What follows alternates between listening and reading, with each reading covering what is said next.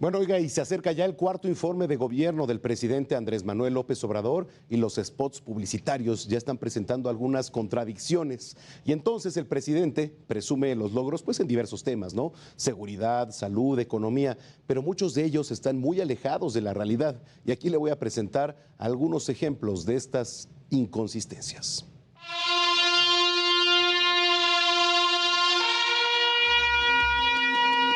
A solo 3 días de dar a conocer su cuarto informe de gobierno, el presidente Andrés Manuel López Obrador se dio a la tarea de difundir una serie de spots donde los avances de la cuarta transformación y las descalificaciones a otras administraciones son los temas principales.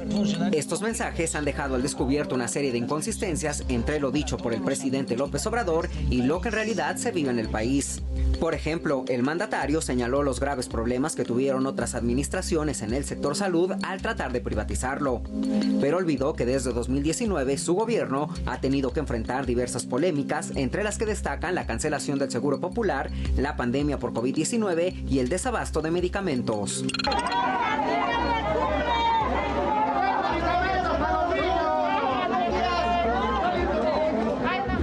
Como era de esperarse, López Obrador aprovechó estos spots para reivindicar las obras insignia de su gobierno. El aeropuerto Felipe Ángeles se construyó en 2 años y medio.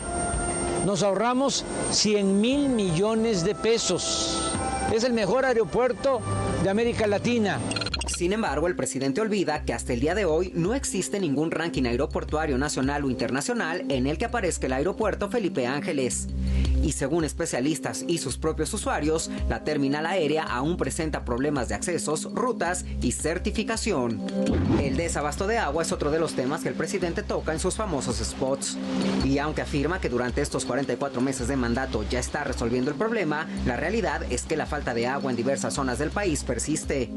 Tan solo hay que recordar que hace un par de semanas Nuevo León enfrentó una de las peores crisis de agua, lo que los llevó a limitar su uso en toda la entidad.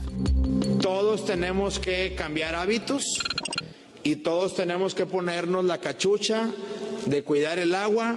El gobierno está haciendo todo lo que está en nuestras manos. Ahora ocupamos que la ciudadanía deje de lavar el carro, se bañe rápido. Es así como una vez más el presidente Andrés Manuel López Obrador ha comenzado a calentar los motores para lo que sin duda será un nuevo y polémico informe de gobierno. Israel Morales, Heraldo Televisión.